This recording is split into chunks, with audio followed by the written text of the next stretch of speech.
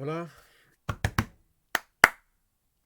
venga, pues vamos a comentar el romance de la monja gitana y lo vamos a hacer siguiendo un poco el círculo de temas que hemos ido colocando en la pizarra, pues cuestiones de símbolos, de la imagen del pueblo gitano, de cómo son los personajes, de cuáles son más o menos los temas trágicos que aparecen, o cuestiones de técnica y estilo, y vamos a ir haciéndolo así un poco para que veáis cómo en cada uno de los poemas, aunque hay algunos más propicios a unos temas que otros, lógicamente, como será el caso, como es este caso, pues se puede hacer un comentario en toda esa línea.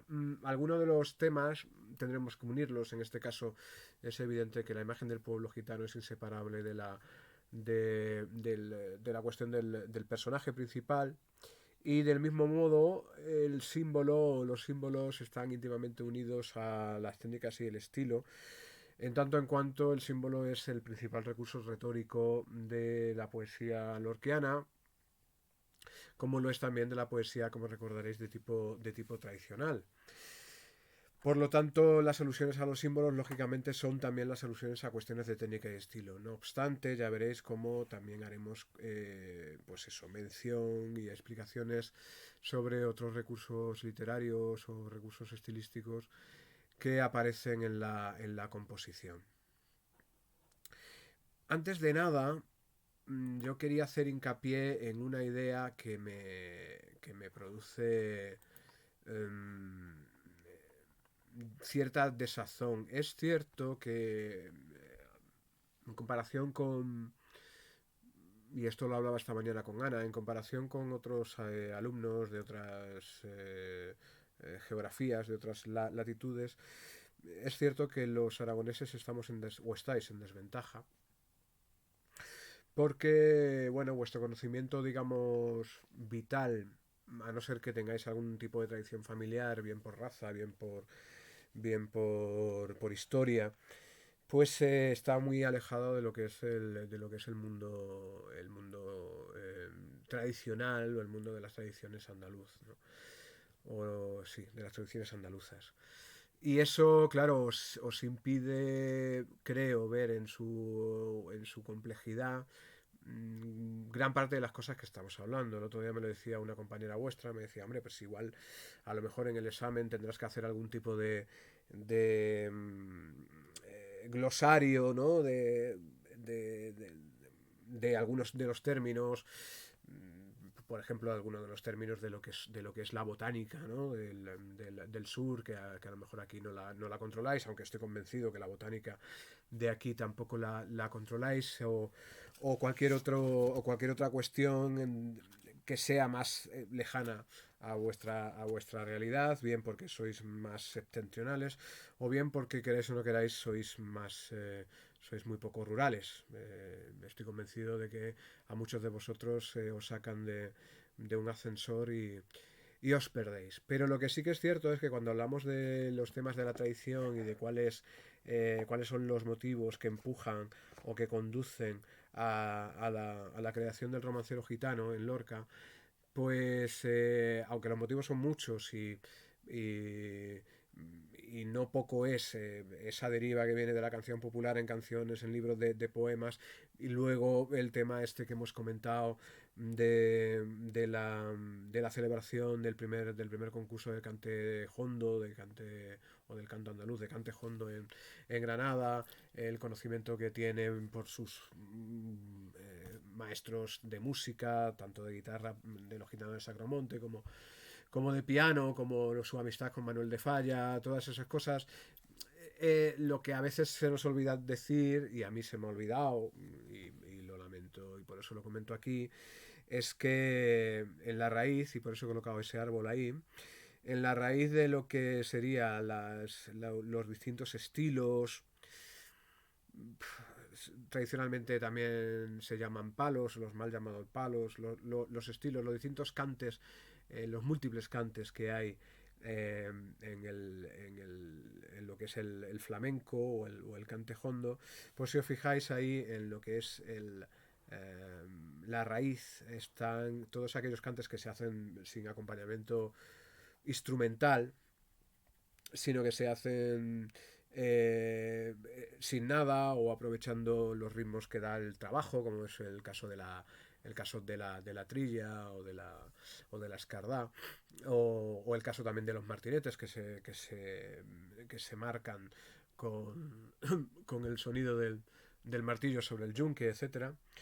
Bueno, pues en la parte más baja de todo eso, como veis, aparece la palabra romances, también llamadas, sobre todo en Cádiz, corridos, que no son más que los romances, es decir, los romances medievales de tiempo inmemorial, pero más o menos recogidos sobre el siglo XV, que hablan de cuestiones fronterizas, de las guerras entre moros y cristianos, de todo eso. Bueno, todavía hoy hay excelentes cantaores que hacen estos corridos, que hacen estos romances con las variantes, lógicamente, que aparecen en su traducción, digamos, musical, ¿no? Y del mismo modo, en ese camino de ida y vuelta, el romancero gitano, los romances gitanos de Lorca, pues como sabéis, van a ser cantados, como hemos tenido la ocasión de escuchar en otro momento.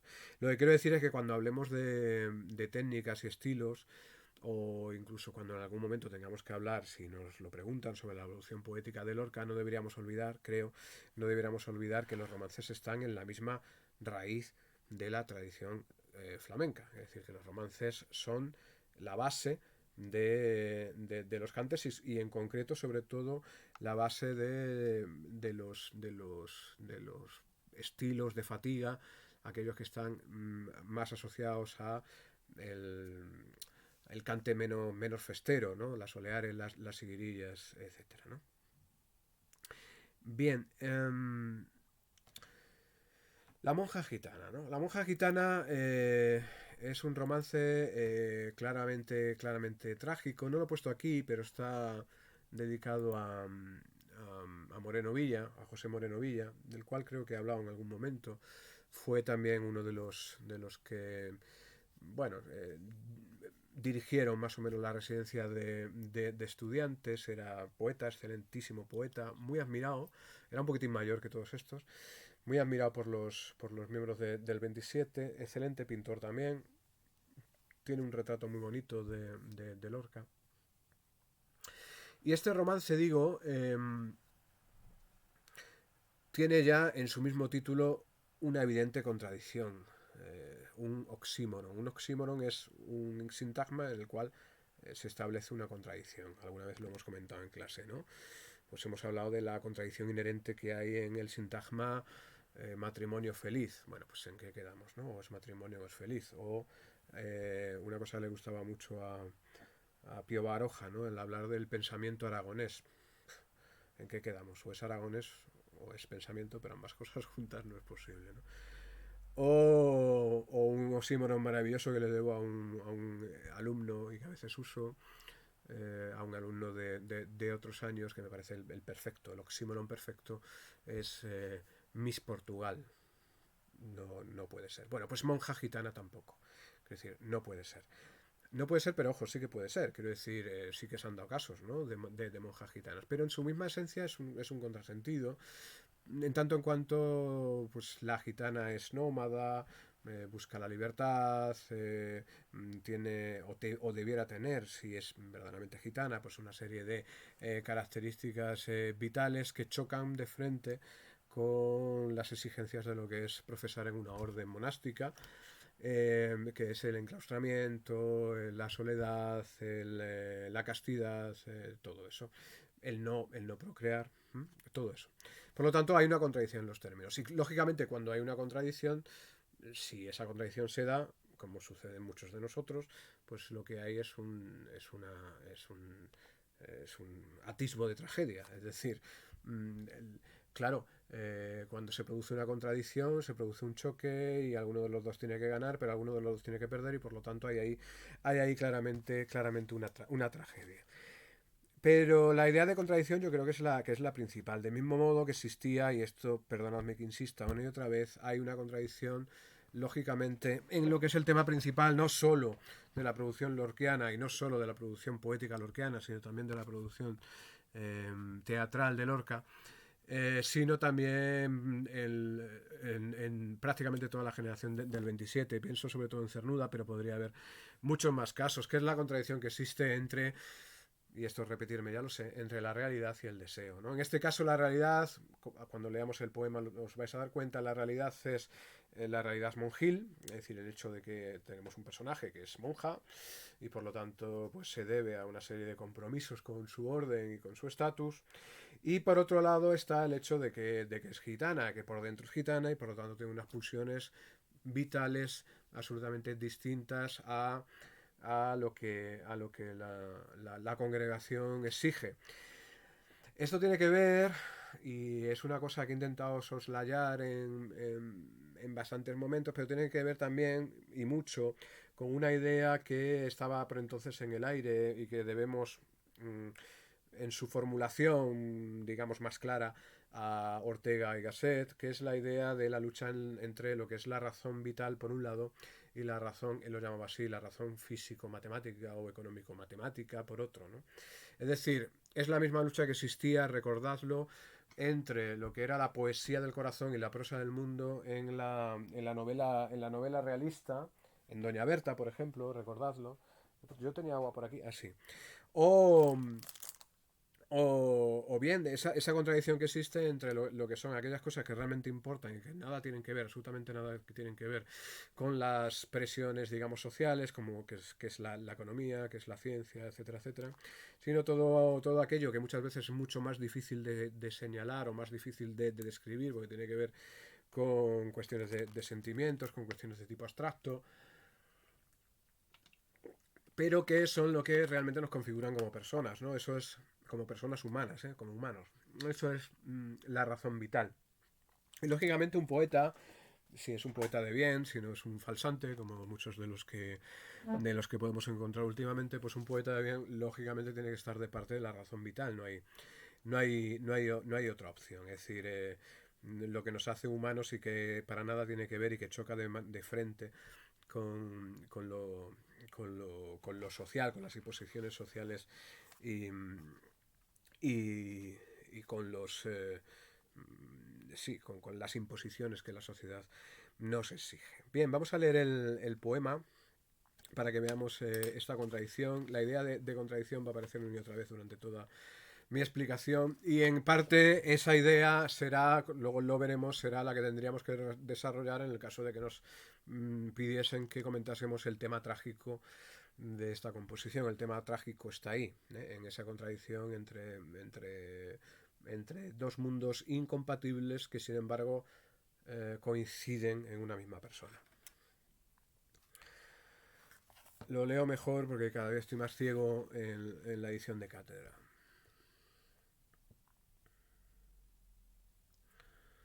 Silencio de cal y mirto, malvas en las hierbas finas. La monja borda alelíes sobre una tela pajiza. Vuelan en la araña gris 7 pájaros del prisma. La iglesia gruñe a lo lejos como un oso panza arriba. ¡Qué bien borda! ¡Con qué gracia! Sobre la tela pajiza ella quisiera abordar flores de su fantasía. ¡Qué girasol! ¡Qué magnolia de lentejuelas y cintas! ¡Qué azafranes y qué lunas en el mantel de la misa! 5 toronjas se endulzan en la cercana cocina. Las 5 llagas de Cristo cortadas en Almería. Por los ojos de la monja galopan 2 caballistas. Un rumor último y sordo le despega la camisa y al mirar nubes y montes en las yertas lejanías se quiebra su corazón de azúcar y yerba luisa. ¡Oh, qué llanura empinada con 20 soles arriba! ¡Qué ríos puestos de pie vislumbra su fantasía! Pero sigue con sus flores. mientras que de pie, en la brisa, la luz juega el ajedrez alto de la celosía. Bien, siguiendo al maestro londinense, vamos a ir por partes. Y esas partes tienen que ser estas que aquí colocamos, ¿no? Por un lado, la imagen del pueblo gitano, colocado ahí lo que es la bandera del pueblo gitano, la bandera oficiosa, oficial, casi podríamos decir, del pueblo gitano, que lógicamente es simbólica, claro, como todo. Vemos el verde de la tierra, el azul del cielo y la rueda del nomadismo, ¿no? La imagen, fijaos que la imagen de libertad y de ir de un sitio para otro, de vivir en el campo y de no someterse, ya está también en su bandera, ¿no? Lógicamente también los personajes, y en este caso, sobre todo, el personaje será femenino. Me encanta esta foto de la chispa con Camarón, como ya está ahí por debajo. No diría que sometida, aunque quizás sí, aunque quizás sí. Y los personajes masculinos brillan en este caso por su ausencia, y precisamente quizá esa ausencia habrá que señalarla. Habrá que hablar también de los símbolos. La luna no está aquí presente, o no está presente de una manera clara y evidente, pero hay mogollón de símbolos de tipo de muchos tipos, pero sobre todo de tipo floral y etcétera, que ya iremos viendo. El tema de los temas trágicos están asociados al problema del espacio que hemos hablado en clase, es decir, el espacio cerrado frente al espacio abierto, y ese conflicto se produce. Y por último, cuestiones de técnica y estilo que iremos viendo. Claro, así no es como se hace un comentario, pero tenemos que tener en cuenta que en las pruebas que nosotros os hagamos, y también en las pruebas EBAU, lo que vamos a hacer es que os vamos a pedir que os expliquéis o que expliquéis uno de estos temas en un fragmento o en un romance concreto. Y por lo tanto, es eso lo que más o menos tenéis que intentar practicar. Y por eso vamos a hacerlo aquí. Vamos con el primero, que es la idea de la imagen del pueblo gitano. Y para eso he seleccionado, como veis por los corchetes, he seleccionado unos cuantos fragmentos de este romance, que no es especialmente extenso, pero que nos sirven para hacer una idea, o que nos hagamos una idea de cuál es la imagen del pueblo gitano y viceversa, cómo se produce, digamos, una gitanización de prácticamente todo lo que aparece, como también existía una gitanización del universo en otros romances, como en el romance bíblico de Tamar y Amnón, ¿no? Bueno, en esa primera parte en la que aparece la monja, hay, que luego explicaremos, dos versos iniciales: silencio de Calemirto, malvas en las hierbas finas, y luego una alusión a lo que ella hace, es decir, que borda, por un lado, sobre una tela pajiza, borda lelíes, y que, sin embargo, ella no querría solo bordar a lelíes, sino que quisiera bordar flores de su fantasía. Bien, esto tiene que ver con la idea que aparece en el romancero gitano, durante todo el romancero gitano, y también en el poema del Cantejondo, de que el gitano, el pueblo gitano, es la aristocracia. Estas son palabras textuales de Lorca. La aristocracia del andaluz. Casi diríamos, quizás, si queréis, la aristocracia de cualquier sitio donde los gitanos se aposenten, ¿no? Sobre todo si se les permite cierta libertad. Lo que estoy queriendo decir, lo que intenta decir Lorca, es que esta gente, por su misma esencia, por su manera de ser y su manera de vivir la vida, han nacido o están en este mundo, o Dios los creó, vamos a decirlo así, para embellecer el mundo. Y efectivamente, ¿no? Embellecen el mundo. El ejemplo que os he colocado ahí es el de María Terremoto, hija de Fernando Terremoto, natural del barrio Santiago, de Jerez de la Frontera, canta ahora, pero es que no hace falta que sea cantadora, solo hay que verla. Esta foto que me parece preciosa, solo hay que verla, esa mirada que tiene, esas formas maravillosas, robustas y tal, y luego ya sí se pone a cantar. Es decir, esta criatura, siento decirlo, solo ha venido a este mundo a embellecerlo, sin más.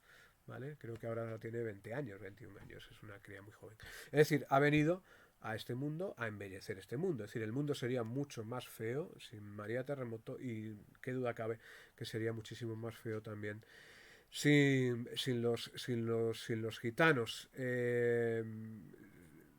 Esto nada tiene que ver con que vosotros lo sepáis o no. Esto es así y punto. Y era así para Lorca y era así para cualquiera que tenga un poquito de sensibilidad y de cultura de lo español, ¿no? Pero, claro, como veis, tiene que ver con el tema de los personajes. El personaje aquí, el personaje femenino, está encerrado, ¿m? Mientras que por su fantasía, por sus ojos, o igual es que realmente sí que están fuera, pues tenemos el otro lado, ¿no? El lado masculino, que son los caballistas, que son los hombres que viven en el exterior, que viven fuera, que viven en el mundo de la aventura, en el cronotopo de la aventura, que diría un crítico ruso, se llamaba Mikhail Bakhtin, es decir, en el sitio donde pueden ocurrir las cosas, ¿no? Donde ocurre también las desgracias, las violencias, pero en todo caso la libertad y la aventura, ¿no? Y un último momento que me parece muy interesante para que se vea esta idea de la imagen del pueblo gitano es cuando dice que un rumor último y sordo le despega la camisa cuando está pensando, viendo o imaginando el mundo exterior, o quizá está recordando, esto no lo podemos saber, el mundo exterior y sus vivencias, ¿no? Y cómo en su pulsión hay, en su interior hay eso, una pulsión, una ebullición, ¿no? Que le hace despegar la camisa. Me gusta mucho la imagen porque cuando el duende mm, sí, somete, o cuando el duende entra dentro del artista gitano, del artista flamenco, del cantaor de manera especial, es muy común ese gesto que hacía aquí Juan Moneo el Torta, al que también tengo en la camiseta, eh, que ya no está con nosotros, pobrecito nuestro, o pobrecito mío, pobre de nosotros, quiero decir. Bueno, pues Juan Moneo el Torta tenía ese gesto muy común en los momentos de más estro poético, racial, y cuando el duende lo poseía y él decía que lo llevaba por los aires, etcétera, pues en esos momentos él casi se arrancaba la camisa, ¿no? Como si no pudiera, no pudiera soportarla porque algún tipo de llama muy profunda salía de él, ¿no? Bien, esta es la imagen del pueblo gitano. En este caso es una imagen bastante más amable que la que aparece en otras composiciones, donde hay también bravuconerías, como recordaréis en La Casa de Infiel, o momentos de muchísima violencia, como en Reyerta o en la muerte de Antoñito el Camborio, ¿no? Bien, en esa misma línea o en una línea pareja habría también lógicamente que hablar de los símbolos y es aquí donde Lorca se sale, ¿no? Porque claro, aquellos que acusan a Lorca de, bueno, de cierta improvisación o de que es un poeta más intuitivo que otra cosa, se olvidan de que prácticamente detrás de cada palabra hay como si dijéramos un estudio, ¿no?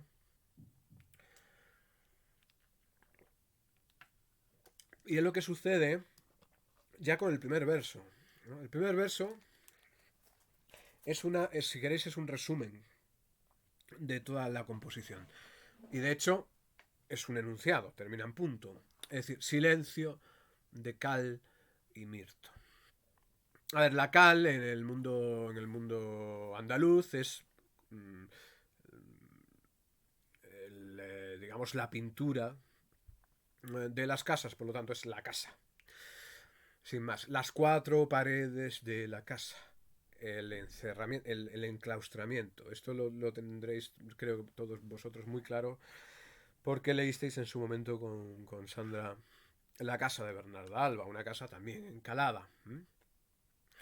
Pero ese silencio es también un silencio no solo de cal, sino también de mirto. Y aquí las cosas se complican un poco, porque el mirto, o también el arrayán, planta que tengo yo en mi jardín, y que nadie sabe muy bien cómo, todavía sobrevive aquí, seguramente porque está bien protegida de los vientos, etcétera.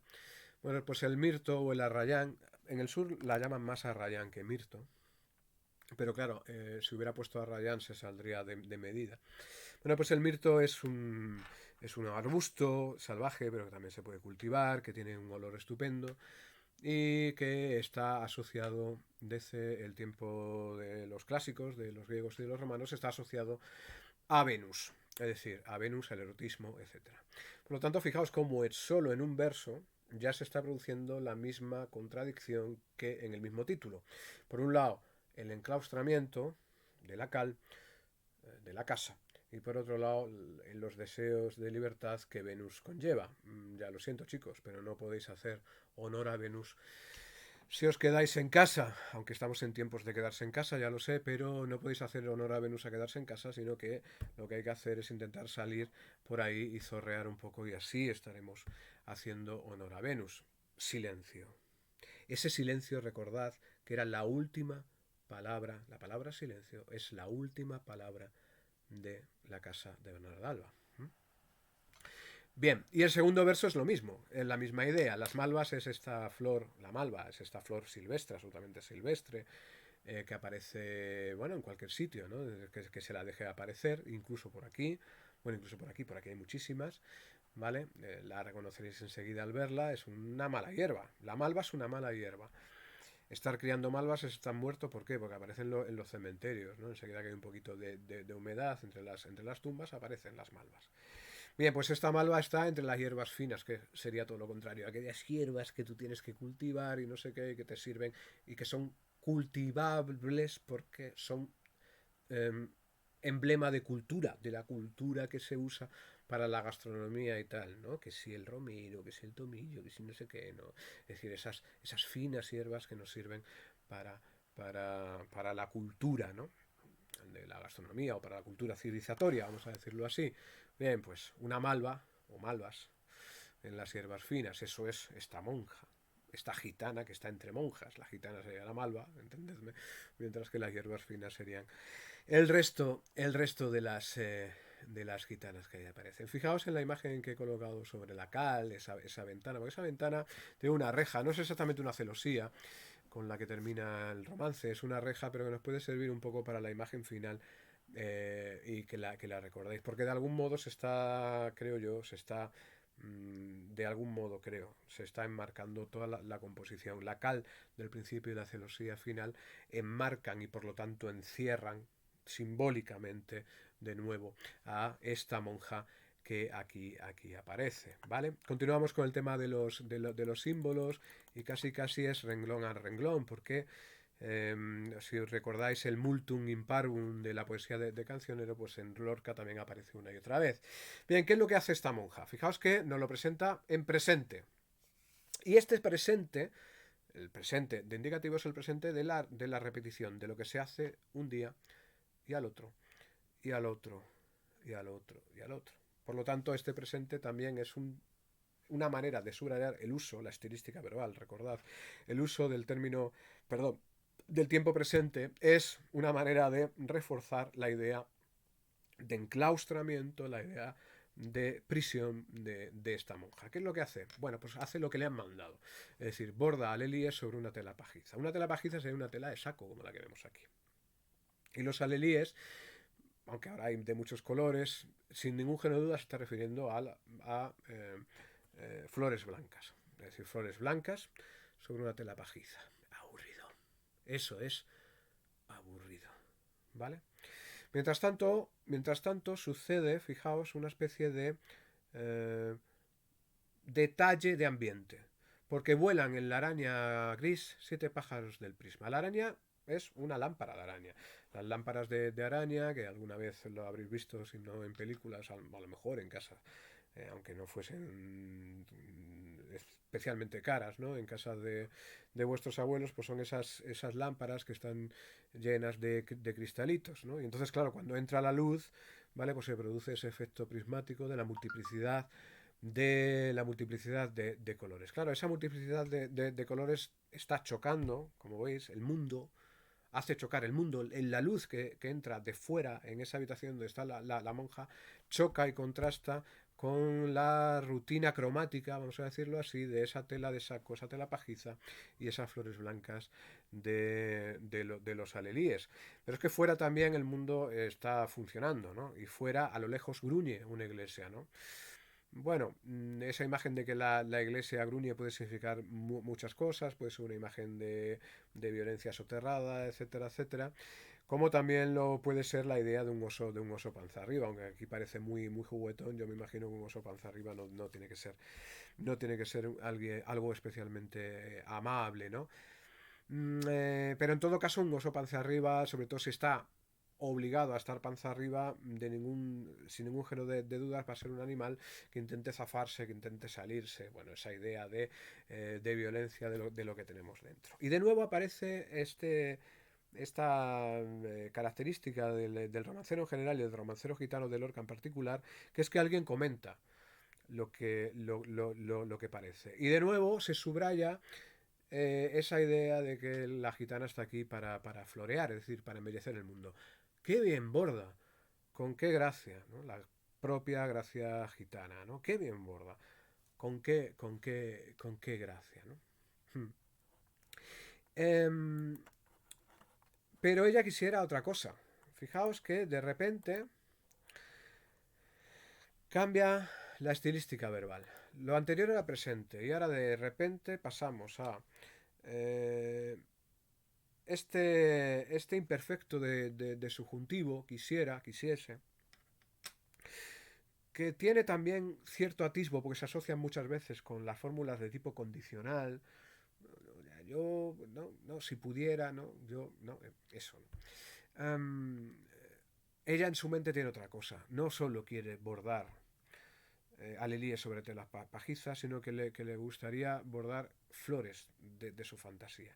De todos los colores del arco iris que aparecían en el prisma anterior, pero además no solo flores, sino también lentejuelas, cintas, todo este mundo que está alrededor del imaginario gitano, y sobre todo el asociado a la mujer gitana, ¿no? Los abalorios, etcétera, ¿no? La mujer gitana incluso también, no solo aquí, sino, por ejemplo, en la India o en Rumanía, etcétera, ¿no? Porque los manteles, el mantel de la misa es así, de triste, ¿no? Sí, pues ella, ahí querría ella colocar azafranes y lunas, fijaos, sí que aparecía la luna, ahora me di cuenta, ¿no? Querría colocar azafranes que encima que encima tiene sabor, es una, es una flor que sale en septiembre, en Jaca la llaman despacha veraneantes porque sale justamente la flor del azafrán cuando se van todos los veraneantes al final del verano y estas lunas, ¿no? Es decir, lunas, flores, lentejuelas, magnolias, emblemas en todo caso de libertad y de pulsión interior que probablemente también, y esto lo han dicho bastante críticos, tenga que ver con una pulsión interior de tipo erótico. Por lo tanto, podríamos pensar que el personaje tiene o está también sometida o reprimida en desde ese punto erótico. A mí no me hace falta llegar a ese punto, ¿no? Porque yo creo que los deseos de libertad no necesariamente tienen que ver con eso, ¿no?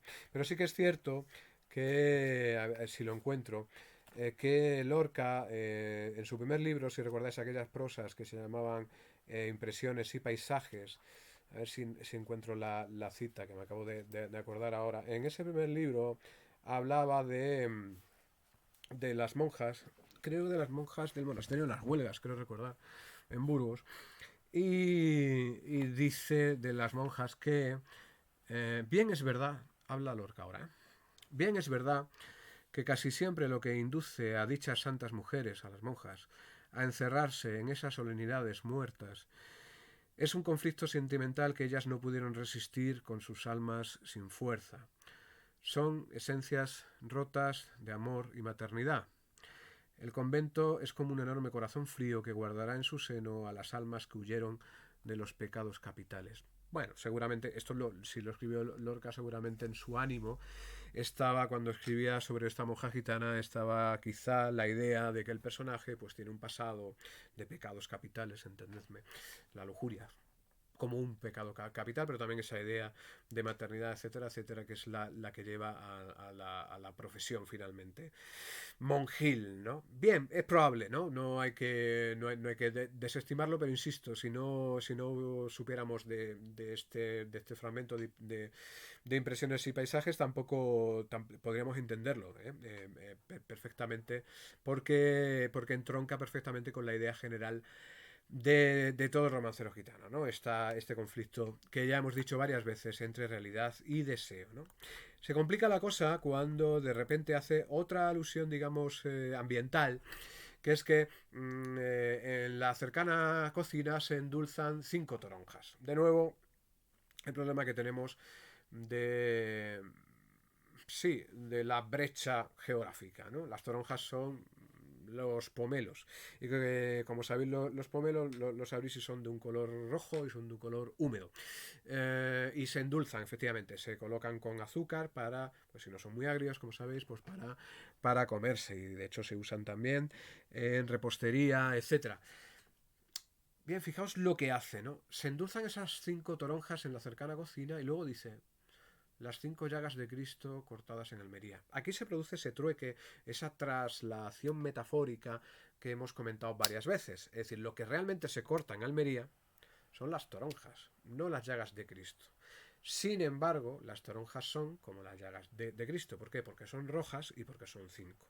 Diréis 5, como no pisáis una iglesia desde hace un montón de tiempo, yo os lo digo, efectivamente 5, una por cada extremidad, es decir, porque un clavo, otro clavo, los 2 clavos de los pies, bien porque sea uno que atravesó ambos pies en las configuraciones cristológicas más recientes, o si vamos por ejemplo al románico, un clavo para cada pie, porque les resultaba muy difícil colocar un pie sobre otro, que quedaba muy bien por el tema de las curvas prasitélicas y todo esto, y una última llaga, y diréis, no hombre, no, también la corona de espinas y tal, no, una última llaga, que es la llaga de la, y por eso aquí aparece, la lanza de Longinos, la lanza del soldado Longinos, que para aliviarle del sufrimiento finalmente le introdujo una lanza a la altura del corazón, y por eso aquí aparece un corazón llagado, llagado.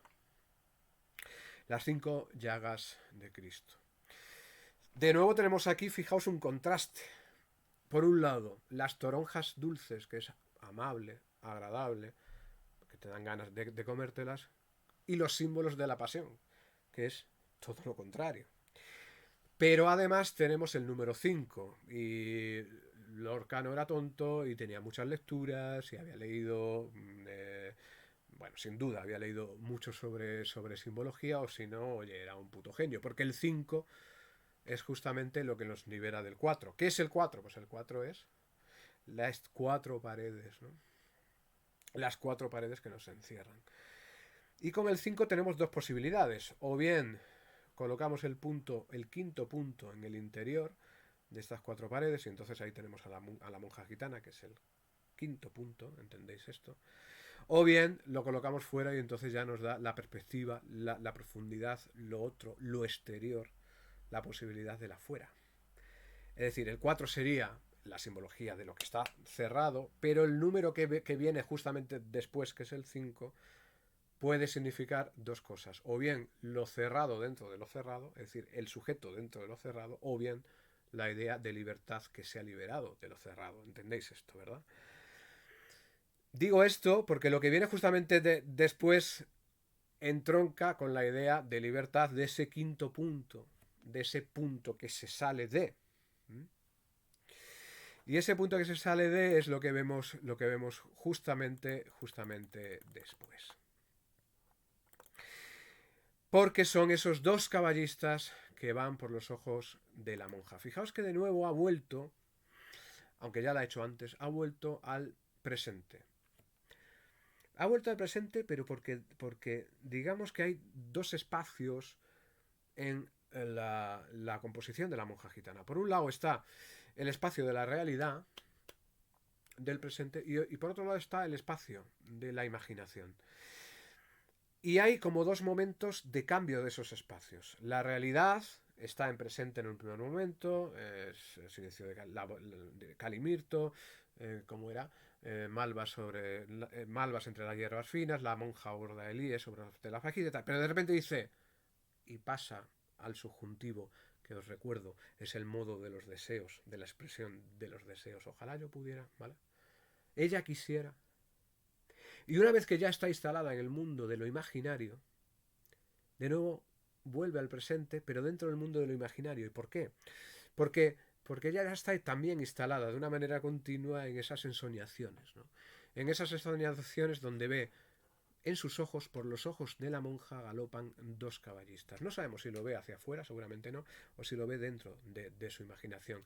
Esta imagen es muy, muy, muy cinematográfica. El otro día hablaba en el vídeo de Ana, en el del emplazado, habla de la condición cinematográfica de Lorca, que no en vano escribió guiones de cine, aunque bueno, no fueron desarrollados, digamos, hasta muchos años después. En concreto tiene uno muy bonito sobre el viaje a la luna. Da igual esto. Digo que es como si la cámara se acercase a los ojos de la monja y allí viésemos reflejados esos jinetes, ¿no? Que lógicamente están en su imaginación, pero que los vemos ahí en esos ojos. Claro, esos dos caballistas son la imagen de la libertad. Y son dos. ¿Es un recuerdo? No lo es. Eso da igual. Insisto, da igual. Pero desde luego sí que son emblema de la libertad, de esa libertad que no tiene esta monja. Y de nuevo, emblemas de libertad. Y aquí sí que yo a veces me da la sensación de que sí podríamos ver una idea, porque esta es la parte final del romance, una idea más cercana, o bastante más cercana, creo yo, a la idea de una cierta lujuria o pulsión lujuriosa dentro de esta monja, porque estas imágenes, que son sin ningún género de duda las más surrealistas y las más difíciles de interpretar, son muy simples si vamos a lo básico. Oh, qué llanura empinada. Eso es una puta contradicción. O sea, una llanura es llana, no puede ser empinada.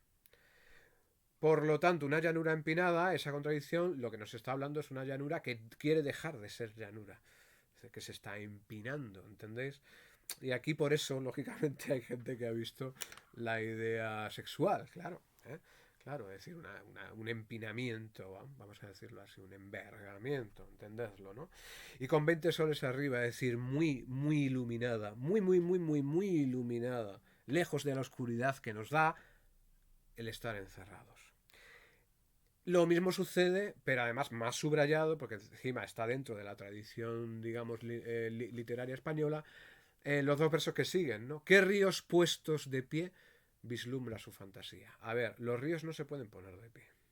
Es decir, los ríos son más o menos, sí, también llanos.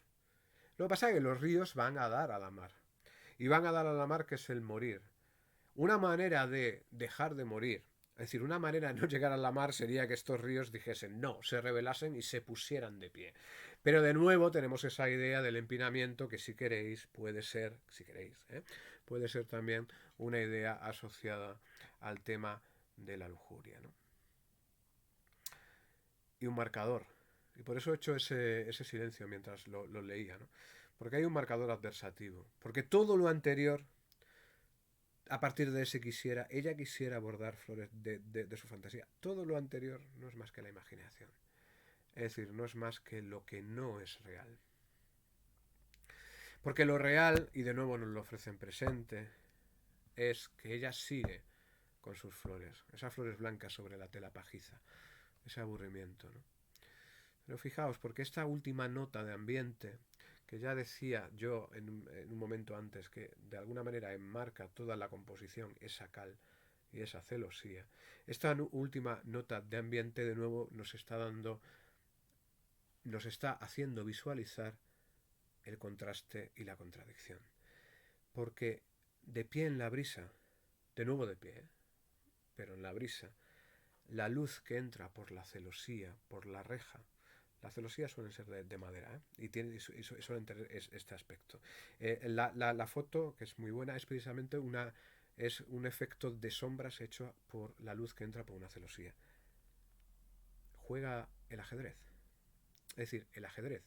Es decir, la conjunción entre escaques blancos y escaques negros, pero en el mismo espacio.